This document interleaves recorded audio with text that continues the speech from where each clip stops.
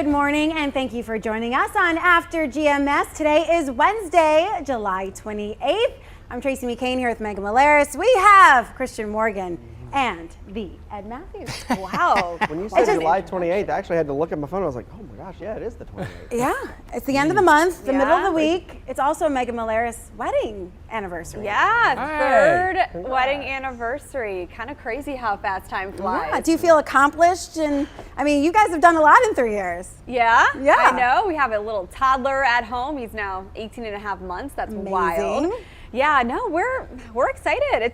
Obviously every marriage is a journey, and we learn more about each other week by week. And we have had a lot of adventures, and certainly spent a lot of time together last year during the whole pandemic. So we're excited to be out and about and doing more things again because we love adventuring. So yeah, thank you. There you go. Yes. Well, this officially ends your honeymoon phase. Oh, does it? Oh, okay. Yeah, year 4 is more difficult. Apparently. I mean, I haven't had any difficulty at all, honestly. But that's what they say, you know, is the first 3 years are your honeymoon phase. Okay. I mean, I'm sure you'll be fine. It'll be a honeymoon all the way until your 50th anniversary. Well, I'm dreaming of a honeymoon somewhere with cooler temperatures. Not here. Not here. It is not here. Already we're close to here. Whew, I'll tell you what, scorchers for the next couple days. The heat is on, the humidity is sticking around for the party too. Live look over the Piedmont right now, you see the sun coming up. We do have that beautiful Carolina blue sky, but one thing you'll notice in the air today is probably a little more of that haze or some of that smoke. At least more than we've been accustomed to over the last several days. So we're talking about that again. Meanwhile, warm out the door this morning, 70s across the board, and just about as humid as it gets. Low 70s for those dew points. Expect those to climb as we go throughout the afternoon. Now notice all of this big deal heat out in the middle part of the country that's building. Yeah, all of that is going to be moving into our neck of the woods. Notice we have heat advisories, heat warnings all the way from South Dakota down across the Midwest and down into the deep South as well. Big old ridge of high pressure continues to push our winds in out of the northwest at the upper level. So that will bring in all of that heat and bring in, we continue to build on that heat, I should say. But later in the week will be our next big deal weather feature that we're talking about. That's going to be a cold front that heads our way on Friday. Now there's not going to be a lot of moisture with it, so it really doesn't work to bring us any big deal rain chances, but it will at least bring us some relief from the heat and maybe a tad bit of relief from the humidity as well. For the here and now though, here's the plan for today. Low 90s, but you factor in that humidity, it's feeling like the mid and upper 90s, even close to 100 in some locations across the Piedmont. And again, you probably will notice some of that smoky haze starting to build in today, even more so tomorrow. And we do have those code yellow air quality alerts in place for today and for tomorrow as well. So if you are sensitive to particles or pollution, or you have asthma, it's probably a good idea to spend a couple extra minutes, spend a couple extra minutes indoors as opposed to being outdoors as much over the next couple days. So a little bit of bookkeeping here for you. Yesterday was our 13th day at 90 degrees on the year so far. Today will probably be another one, as well as tomorrow and as well as Friday as well. We average about 33 days at 90 or above each year, so there's still plenty of time and plenty of summer left to go for us to do that. Tonight, partly cloudy skies. With it so humid, we'll only be able to drop down into the low 70s for those overnight lows. Pretty much the same story back to the west in the foothills, upper 60s to right around 70 degrees. And then heading into the weekend, we're talking about it being a little bit cooler. I know it's funny to say that 87 is going to be cooler, but we've been in the low and mid 90s. A little break in the humidity, a little break in the heat. Rain chances stay pretty low over the next several days too. All right, let's get to our first talker. Well, our second conversation is about the weather. No surprises there because it is scorching outside. But first, this is what everybody's buzzing about as you're waking up, getting on your phone this morning. Our first talker is about star athlete. U.S. gymnast Simone Biles will not compete in the individual all-around competition, which she qualified for at the Tokyo 2020 Olympics. She said she needs to focus on her mental health. Here's the backstory. That decision came just hours after the All-Star began her team competition. Simone removed herself from the competition after she struggled to complete her skill on the vault, normally a skill she dominates. The day before on Instagram, she wrote, quote, "I truly do feel like I have the weight of the world on my shoulders at times," end quote. She explained later she needed to take a break for the sake of her mental health. Former Olympic gold medalist Dominique Dawes says she can relate to the pressure that Simone Biles is under and feeling right now. She says she knows how it can impact performance. Dominique said in an interview, your mind is overthinking the situation and then you maybe bolt to move, or you have a complete mental block and you're paralyzed and you freeze completely. She said, I feel as if that's what happened to her, referring to Simone Biles. USA Gymnastics released a statement saying, quote, we wholeheartedly support Simone's decision and applaud her bravery in prioritizing her well-being. After the team took home the silver medal, Biles posted a photo on Instagram thanking her teammates, saying, they stepped up when I couldn't. Thanks for being there for me and for having my back.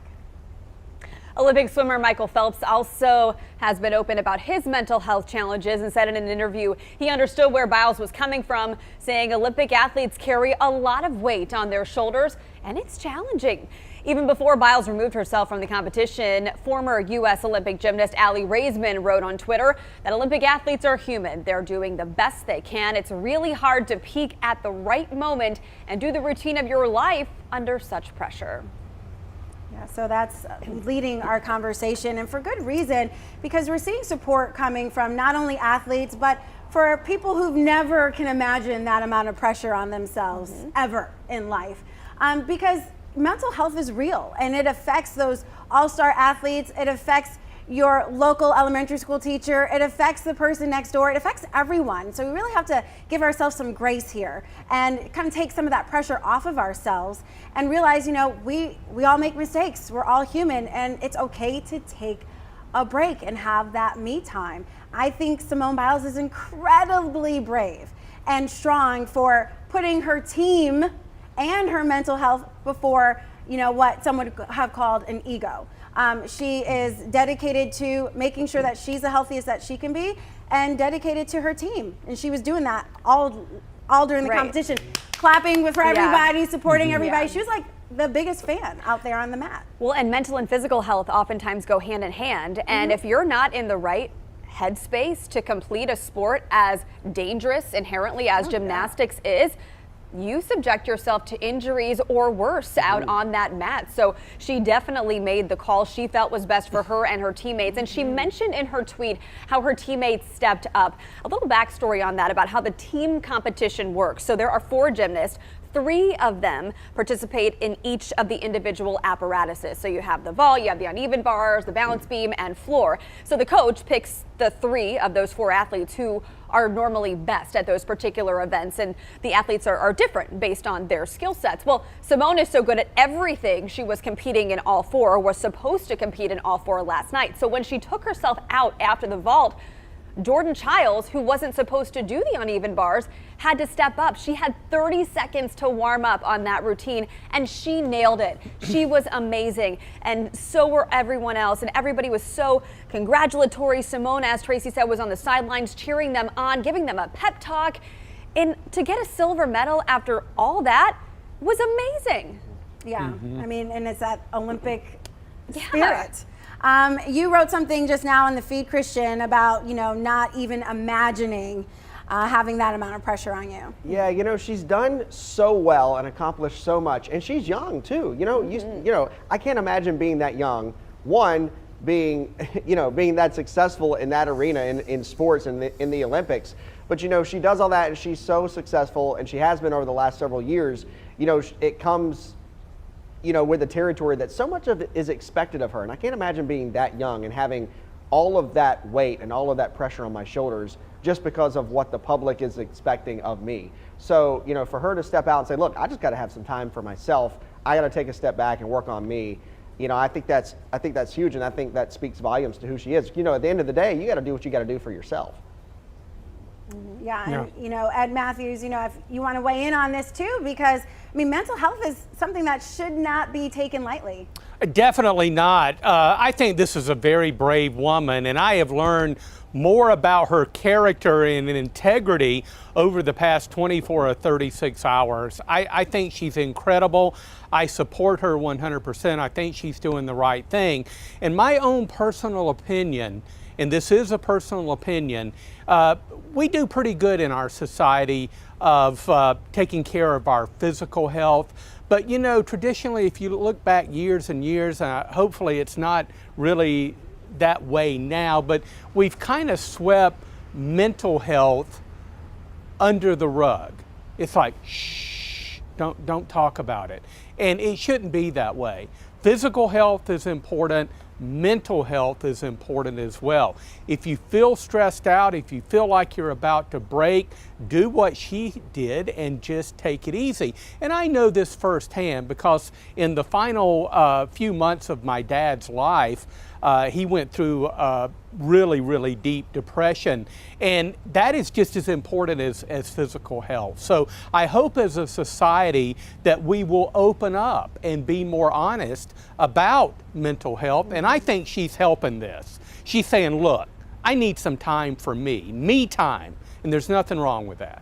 Well, you know, Ed, I think that you did just a great and courageous thing there, opening up about, you know, your family's experiences, because every time someone talks about it, then somebody else can relate to it, and then you get the conversation going. And, you know, people don't have that conversation enough. So thank you, Ed, for being brave and saying, hey, I'm going to put, you know, what I went through out there, and maybe I can help somebody else. And hopefully that's what Simone is doing as well, as she shares this, and maybe it helps somebody else, you know, through their fight.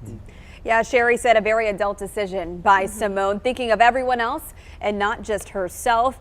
We heard from a couple other viewers. Heather agreed, saying mental health coincides with physical health. Proud of her for listening to her body. And then Tracy, you asked an interesting question about how you at home take care of yourself.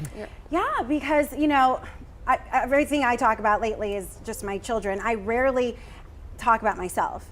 When people are saying, hey, how are you doing? You know, I automatically say, oh, the family's fine, the kids are, you know, I just go right into that because that's always, you know, what I'm thinking about. I'm never thinking about myself, and I feel like that's kind of weighed on me, especially in these last 5 months. I feel like I'm still the same energetic person, but I feel like I have to have these self-chats all the time to kind of keep myself going. Whereas before, you know, I didn't really need that self-motivation to like get up and get dressed and put on makeup. And I feel like I'm having to do that constantly to pull myself, you know, out of bed. I don't think that, you know, I'm struggling with, you know, a mental health. It's more of a motivational thing, which is very much mental. And so I asked, you know, how do you take care of yourself? You know, I spoke with a therapist the other day who said, you have to plan you time. You have to. You can't just be all about something else. You have to be, you know, also involved and in love with yourself. So that's why I asked, you know, what is your favorite thing to do, me time? And then I also asked, what about the Tokyo 2020 Olympics being postponed for a year? Do you think that that had a role in it? Because a year waiting and then training extra, that's gonna take a toll on you as well. You know, there was also so much uncertainty about these Olympic Games. You know, so much has changed even over the last several weeks. You know, we're gonna have fans, we're not gonna have fans. Well, are we gonna be able to have the games? We may not have the games. There's been so much going on. The situation has been so fluid. It's like, how can you know, sit down and have a concrete understanding of what's gonna be happening, you know, ahead in the games? You know, thankfully we are having the games, but I just think there's been so much surrounding it over the last year and so many unknowns. Of course that weighs on people.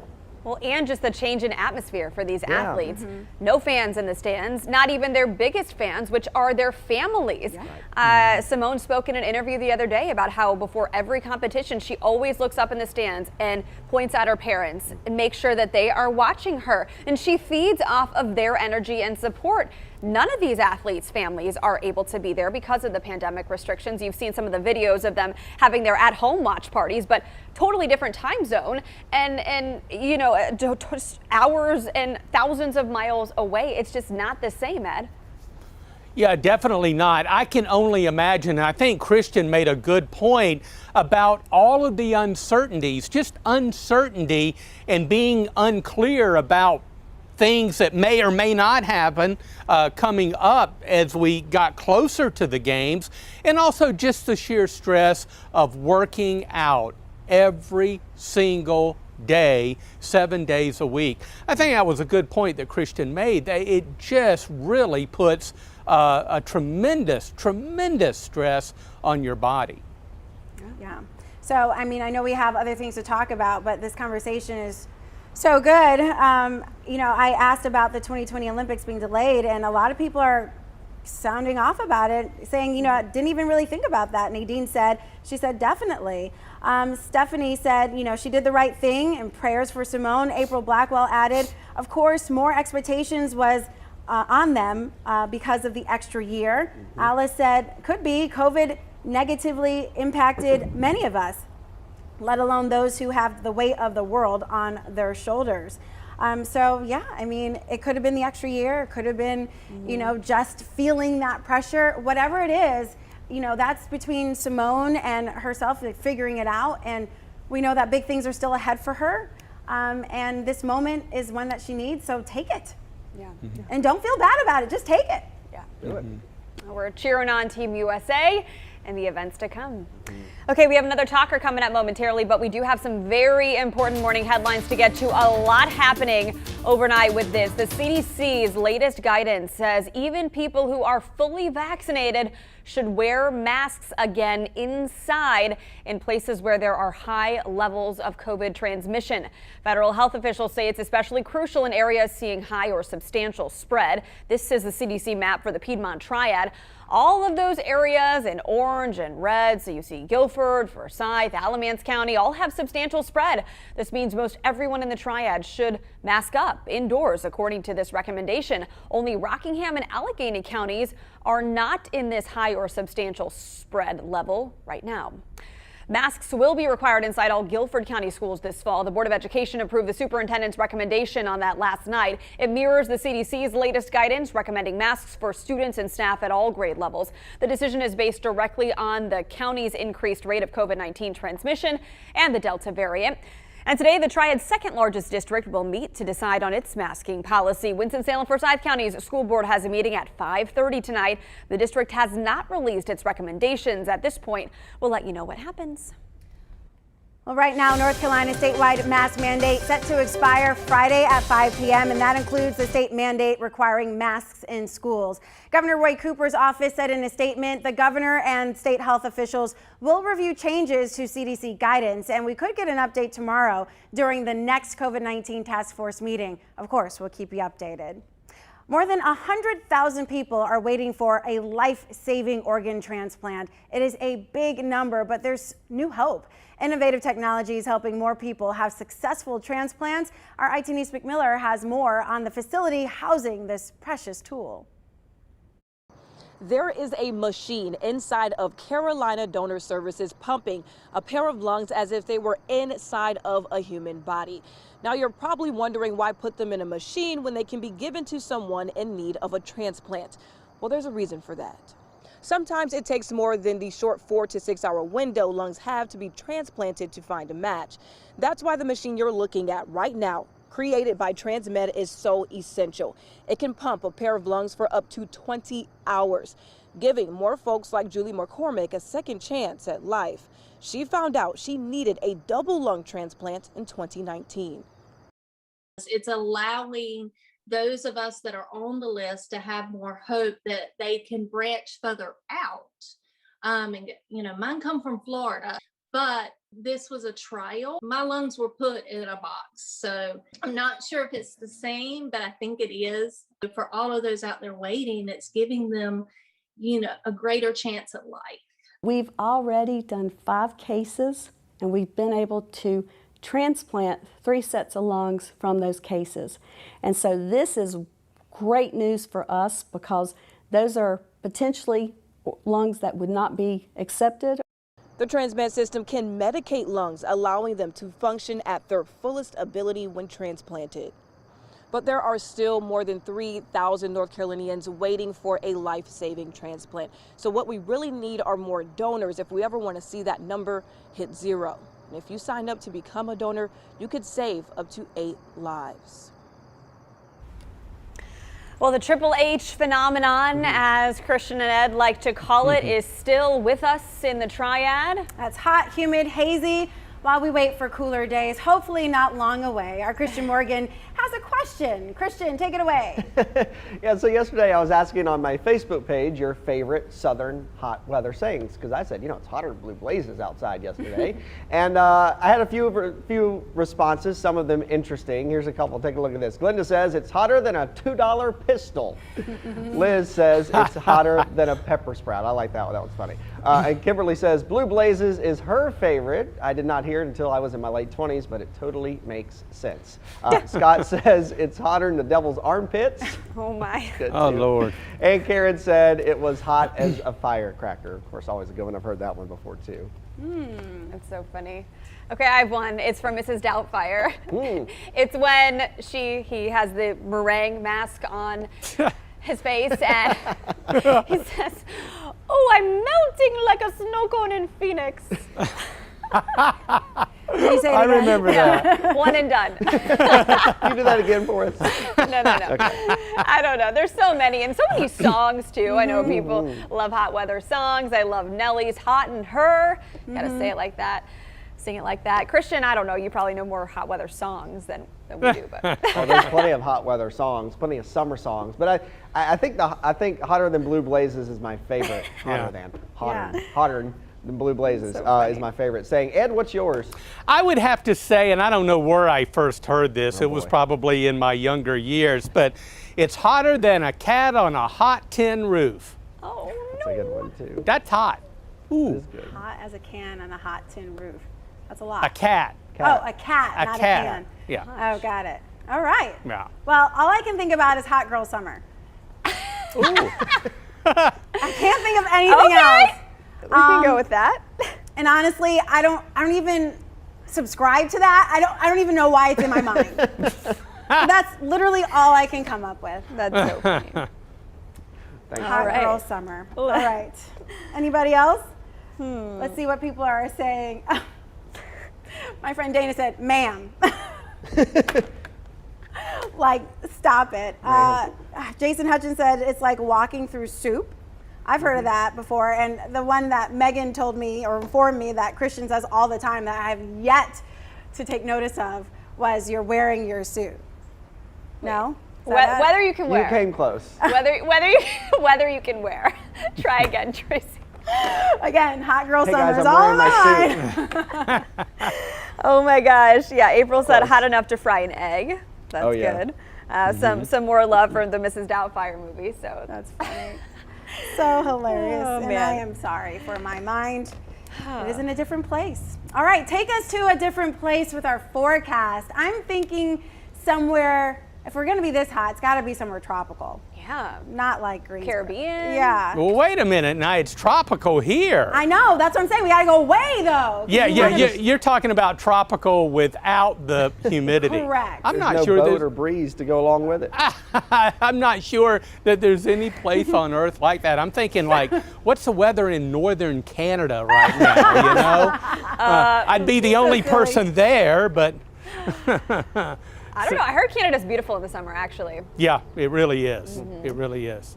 All right, so what's the forecast here? Oh, take a wild guess. Yeah, heat and humidity. And to add to that, we've got to talk about the haze and the smoke. You know, the forest fires are still raging out west, and our smoke models, our forecast models for smoke, are increasing the smoke and haze later today and right on through tomorrow and tomorrow night.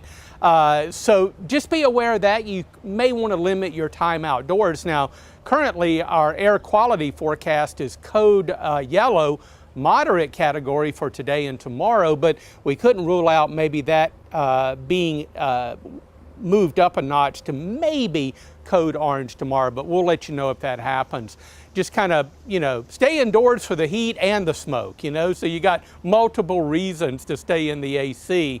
We'll top out into the low and mid 90s today and tomorrow. The heat index, or what it feels like with all that humidity, it'll be in the upper 90s to near 100 in a few spots, and even low 90s on Friday. Now, late Friday, a cold front will move through, and wow, we're going to cool off for the weekend. to the upper 80s. Isn't that exciting? But also, I think the dew points are going to drop. If we could even get the dew points to drop several degrees, it would make a big difference in how it feels outdoors. So we'll see if we can get some of that slightly cooler and less humid air in for the weekend. The shower and storm chance really, really low right on through the weekend. Maybe a little better chance with that front moving through on Friday. Oh, you guys will be impressed. My son is submitting a weather question, and he wants to know what's the difference between dew point and morning dew. Oh, So, yeah. That's a good one for a 5-year-old, especially. Kid is smart, man. I'm telling you, we're going places, straight to the moon. But yeah, then when you said dew points, I'm like, oh yeah, I've got to get Megan that question. Yeah, we're going to verify pretty soon.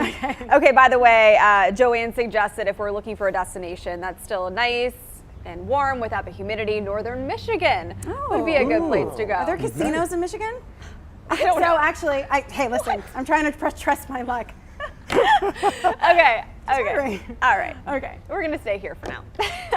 Thanks so much for joining us on After GMS. We'll have more fun, good times tomorrow right here at 7:45 on the WFMY News 2 Facebook page. Take care. See you later.